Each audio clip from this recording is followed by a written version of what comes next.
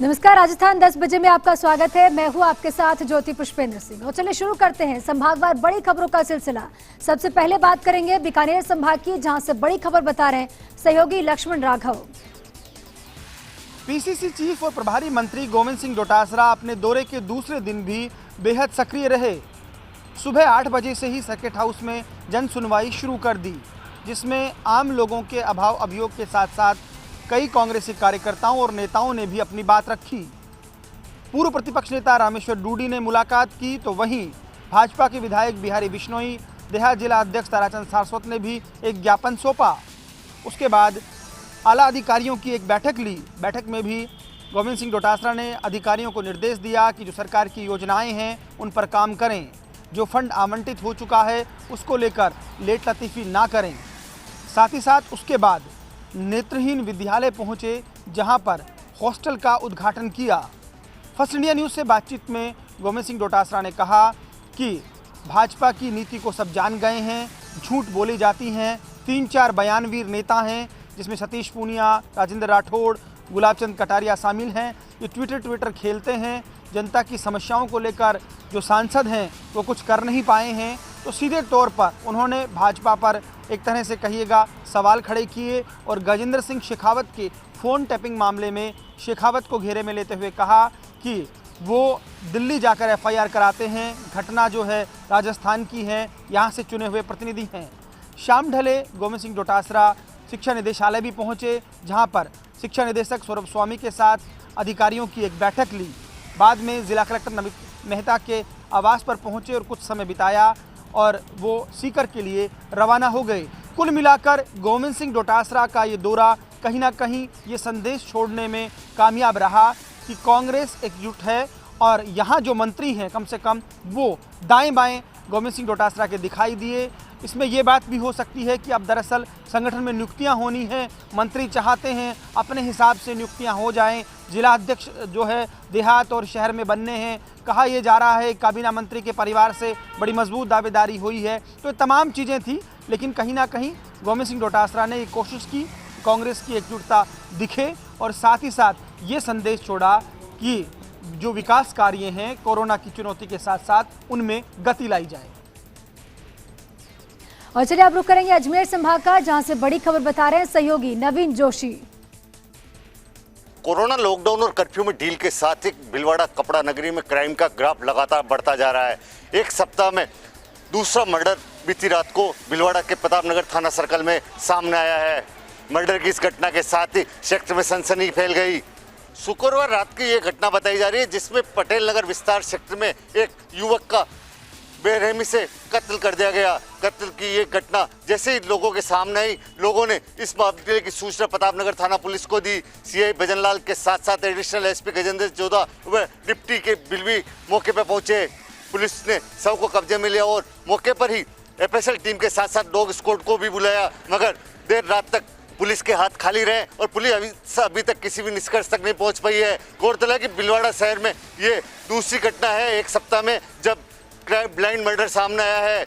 हमीरगढ़ थाना क्षेत्र के गठीला खेड़ा में बीते दिनों एक युवक का सर धड़ से अलग कर दिया गया था। इस सनसनीखेज हत्याकांड का अभी तक पुलिस कोई सुराग नहीं जुटा पाई। उससे पहले बीती रात को हुए इस हत्याकांड ने पुलिस की जो कार्यशैली है उस पर सवालिया निशान खड़े कर दिए हैं। उधर फर्स्ट इंडिया से बातचीत में CI भजनलाल ने बताया कि पटेल नगर विस्तार में रहने वाले मांगीलाल शर्मा के बेटे भरत शर्मा की बीती रात से रंजिश के चलते कुछ लोगों ने हत्या कर दी। पुलिस जल्दी इन हत्यारों तक पहुंच जाएगी। वहीं भरतपुर संभाग की बड़ी खबर बता रहे हैं सहयोगी मनोज। NH11B करौली सरमथुरा मार्ग पर आमनकापुरा गांव के समीप 2 बाइकों की आमने सामने की जोरदार भिड़ंत में 2 युवकों की मौत हो गई, जबकि 2 गंभीर घायल हुए, जिन्हें करौली जिला अस्पताल में भर्ती कराया गया है। मृतकों में एक सतीश खेड़ा मंडीली गांव निवासी था, जबकि दूसरा युवक रामराज नादोती में लाहवत निवासी था।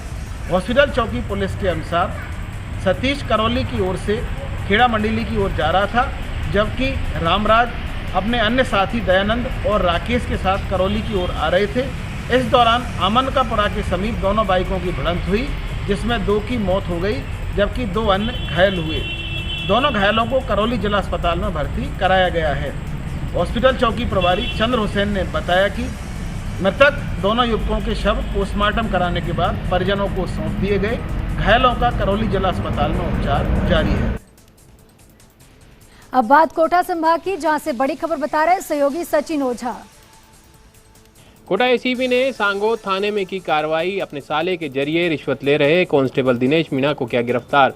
जमीन विवाद के एवज में ली जा रही थी घूस। कोटा में एसीपी ने बड़ी कार्रवाई करते हुए सांगोद थाने के रिश्वतखोर कांस्टेबल को गिरफ्तार किया है। गिरफ्तार कांस्टेबल दिनेश मीणा ने थाना अधिकारी जयराम के लिए रिश्वत लेना कबूला है। जब एसीपी ने थाना अधिकारी को पकड़ने के लिए दबिश दी तो थाना अधिकारी जयराम भनक लगते ही भाग निकला। कांस्टेबल दिनेश मीणा ने अपने साले मोहित मीणा के जरिए 11,000 रुपये की रिश्वत ले रहा था। उसी दौरान एसीपी ने दबिश दी तो साला मोहित मीणा मौके से रिश्वत की रकम लेकर भाग निकला।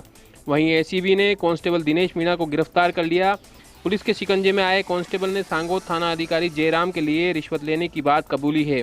एसीबी ने थाना अधिकारी जयराम को भी रिश्वत प्रकरण में आरोपी बनाया है। एसीबी फरार आरोपी थाना अधिकारी जयराम और कांस्टेबल के साले मोहित मीणा की तलाश कर रही है। जानकारी के मुताबिक जमीन विवाद के एक मामले में 2 अलग अलग फरियादियों को गिरफ्तार नहीं करने के एवज में रिश्वत की डिमांड की गई थी। करीब 1.5 लाख की रिश्वत मांगी गई थी। सह फरियादी से सौदा 50,000 में तय हुआ तो बीती रात 50,000 में से 11,000 लेने के लिए कांस्टेबल अपने साले के साथ कोटा के जवाहर नगर इलाके में फरियादी के घर पहुंचा, जहां साले के जरिए रिश्वत लेते वक्त कांस्टेबल पकड़ा गया। रिश्वतखोरी के इस मामले को ग्रामीण एसपी शरद चौधरी ने गंभीरता से लिया और गिरफ्तार कांस्टेबल दिनेश मीणा और सांगोद थाना अधिकारी जयराम जाट को निलंबित करने के आदेश जारी कर दिए हैं।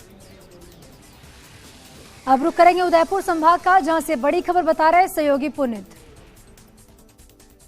केंद्रीय मंत्री मेघवाल ने अशोक गहलोत और सचिन पायलट दोनों के बीच रस्साकसी को लेकर भी बात की। उन्होंने कहा कि राज्य में 2 मुख्यमंत्री के दावेदार होंगे, निश्चित रूप से एक ही पार्टी 2 मुख्यमंत्रियों को कैसे झेल पाएगी।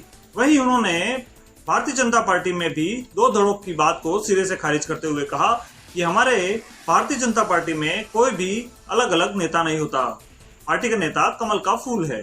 मंत्री मेघवाल सर्किट हाउस में मीडिया से रूबरू हुए। उन्होंने कहा कि प्रदेश में 2 मुख्यमंत्री के दावेदार हैं और दोनों ही खेमे लड़ रहे हैं। इसके चलते प्रदेश में विकास के काम नहीं हो पा रहे हैं। पत्रकार वार्ता में केंद्रीय मंत्री ने डूंगरपुर जिले में उद्योग धंधे बढ़ाने व केंद्र सरकार की 1 डिस्ट्रिक्ट 1 प्रोडक्ट योजना में औद्योगिक विकास की भी बात कही। केंद्रीय मंत्री मेघवाल ने शहर के विजयराजे सिंधिया ऑडिटोरियम में भाजपा जिला कार्य समिति की बैठक ली। बैठक में आज पूर्व विधायक गोपीचंद मीणा, जिला अध्यक्ष प्रभु पंड्या सहित कार्य समिति के पदाधिकारी व सदस्य मौजूद रहे। पूरी बैठक के दौरान खास बात यह रही कि केंद्रीय मंत्री के दौरे की पूरी जानकारी जिला प्रशासन को 1 दिन पहले ही दे दी गई थी, लेकिन उनके प्रोटोकॉल में न तो कोई प्रशासनिक अधिकारी मौजूद रहा और वहीं शहर में बिजली कटौती भी सुबह 9 से 1 बजे तक रखी गई थी, जिसे स्थगित नहीं किया गया। ऐसे में भारतीय जनता पार्टी की जिला कार्य समिति की बैठक मोबाइल की टॉर्च की रोशनी में करनी पड़ी, जो चर्चा का विषय रहा। इधर जिला कार्य समिति की बैठक में भारतीय ट्राइबल पार्टी भी छाई रही। उन्होंने कहा कि युवाओं को झूठे सपने दिखाकर विकास की मुख्य धारा से अलग करने के सपने देश विरोधी ताकतों के जल्द ही टूट जाएंगे। भारत सरकार के केंद्रीय संसदीय कार्य मंत्री अर्जुन राम मेघवाल आज डूंगरपुर जिले के 1 दिवसीय दौरे पर रहे। मंत्री ने जिले में विभिन्न कार्यक्रमों में हिस्सा लिया। वहीं भारतीय जनता पार्टी की जिला कार्य समिति की बैठक में कार्यकर्ताओं के साथ संवाद करते हुए उनकी भारतीय जनता पार्टी और भारतवर्ष को लेकर उनकी जानकारी की परीक्षा भी ली। वहीं अब बात जोधपुर संभाग की, जहां से बड़ी खबर बता रहे हैं सहयोगी सुभाष त्रिवेदी। पाली जिले के सोजत रोड थाना क्षेत्र के बोरनड़ी गांव के अंदर पिछले 5 दिन से एक नाबालिग किशोर कुएं के अंदर दफन है। उसको निकालने के लिए सभी तरह के जतन किए जा रहे हैं, लेकिन 5 रोज बावजूद भी जिला प्रशासन के हाथ खाली है। सेना की मदद ली जा रही है, एनडीआरएफ के जवान यहाँ तैनात हैं।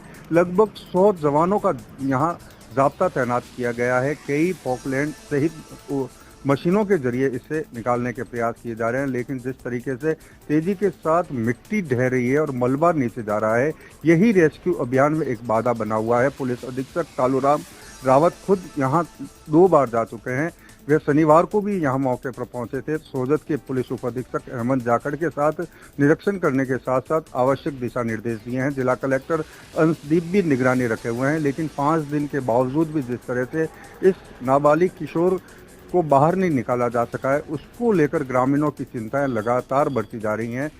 इस किशोर की मां की स्थिति भी लगातार खराब है। उसे डॉक्टरों को चेक करवाया गया है। इसके अलावा खास बात यह है कि बारिश के कारण बाधा जरूर बनी थी, लेकिन पुलिस अधीक्षक कालूराम रावत की जब फर्स्ट इंडिया से बात हुई तो उनका कहना है कि 2 से 3 दिन के भीतर इस किशोर को बाहर निकाला जा सकेगा। उसको लेकर लगातार रेस्क्यू अभियान संचालित किया जा रहा है। सेना के मनीष कुमार के नेतृत्व में सेना के जवान भी एनडीआरएफ के साथ में यहाँ पर तैनात है। अब देखना यह है कि जिला प्रशासन को इस किशोर को बाहर निकालने में कितना वक्त लगता है, लेकिन ग्रामीणों की चिंताएं लगातार अब बढ़ती जा रही हैं।